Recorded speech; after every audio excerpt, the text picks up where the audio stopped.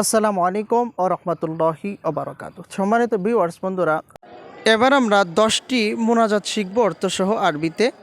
হজরত আবু উমামা রাদিয়াল্লাহু তাআলা আনহু হতে বর্ণিত, সাহাবীগণ নবী করিম সাল্লাল্লাহু আলাইহি ওয়াসাল্লামকে জিজ্ঞাসা করলেন, কোন মুনাজাত বেশি কবুল হয়?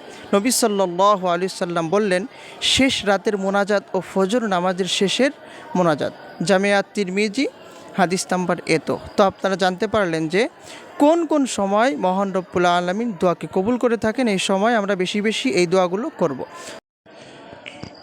মুনাজাত 1, রব্বানা আতিনা ফিদ দুনিয়া হাসানাতাও ওয়া ফিল আখিরাহ হাসানাতাও ওয়া কিনা আযাবান নার।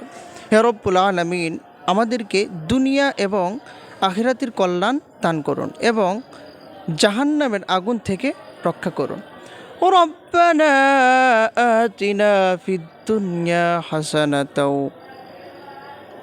এবার দ্বিতীয় নম্বর মুনাজাত হলো, রব্বানা লা তুজিগ কুলুবানা বাদা ইদ হাদাইতানা ওয়া হাব লানা মিন লাদুনকা রাহমাতান ইন্নাকা আনতাল ওয়াহ্হাব। হে আল্লাহ, তুমি আমাদেরকে তোমার দেখানো পথ থেকে পথভ্রষ্ট হতে দিও না এবং আমাদের ক্ষমা করো, নিশ্চয় আপনি ক্ষমাশীল।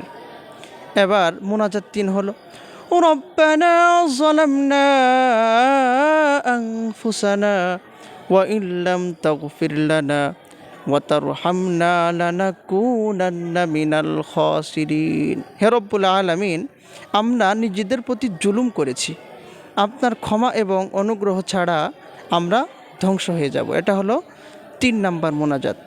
রব্বানা যালামনা আনফুসানা ওয়া ইল্লাম তাগফির লানা ওয়া তারহামনা লানাকুনান্না মিনাল খাসিরিন। পরবর্তীতে 4 নম্বর মুনাজাত হলো পিতামাতার জন্য। রব্বির হামহুমা কামা রব্বায়ানি সগীরা। হে পালনকর্তা, আমার পিতামাতার প্রতি রহম করো, যেমন তারা আমাকে শৈশবকালে লালন পালন করেছে। ও রব্বির হামহুমা কামা রব্বায়ানি সগীরা। কান্না কান্না কণ্ঠে এই মোনাজাত করবেন।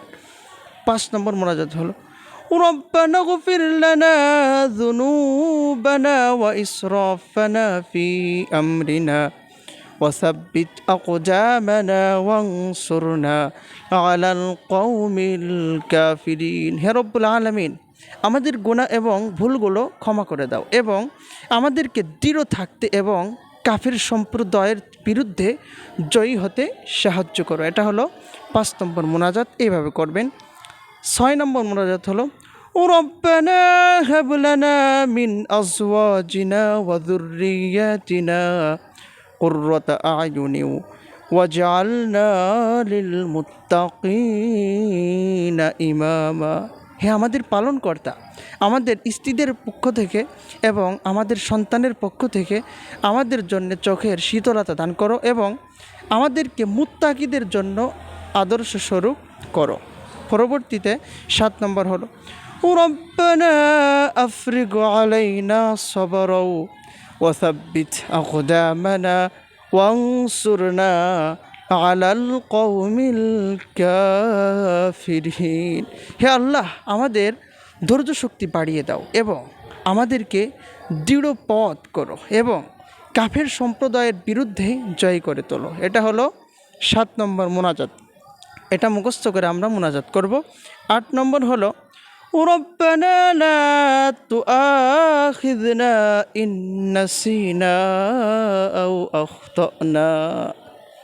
হে দয়াময়, আমরা যদি কোনো কারণে ভুলে যাই কিংবা ভুল করি, আমাদের শাস্তি দিও না। অর্থাৎ আমরা সবসময় কিন্তু ভুল করে থাকি। এই দোয়াটি সকলে মুখস্থ করে আল্লাহর কাছে করবেন। রব্বানা লা তুআখিযনা ইন নাসিনা আও আখতানা। এই আরবিটা বেশি বেশি পড়বেন ইনশাআল্লাহ। পরবর্তীতে 9 হলো, রব্বানা ওয়ালা তুহাম্মিল আলাইনা ইসরান কামা হামালতাহু আলাল্লাযীনা মিন ক্বাবলিনা ربنا ولا تحمل علينا إصرا كما حملته على الذين من قبلنا হে আল্লাহ আমাদের উপর এমন গুরু দায়িত্ব চাপিয়ে দিও না যেমনটি আমাদের পূর্বগণের উপর দিয়েছো। এটা অত্যন্ত গুরুত্বপূর্ণ মোনাজাত, মুখস্থ করবেন। পরবর্তীতে সব থেকে শেষে বড় একটি মোনাজাতের দোয়া, রব্বানা ওয়ালা তুহাম্মিলনা মা লা তাকাতা লানা বিহি ওয়াফু আন্না ওয়াগফির লানা ওয়ারহামনা আনতা মাওলানা ফানসুরনা আলাল কওমিল কাফিরিন। হে রব্বুল আলামিন আমাদের উপর এমন গুরু দায়িত্ব চাপিয়ে দিও না যার ভর আমরা সইতে পারবো না। আমাদেরকে মাফ করুন এবং আমাদের ক্ষমা করুন, আমাদের দয়া করুন। তুমি আমাদের প্রভু এবং আমাদেরকে কাফির সম্প্রদায়ের বিরুদ্ধে জয়ী করে তোলো, আমিন। এইভাবে আল্লাহ তাআলার কাছে মোনাজাত করবেন সব শেষে তলাবুল ইলমি ফরিদাতুন আলা কুল্লি মুসলিমিন।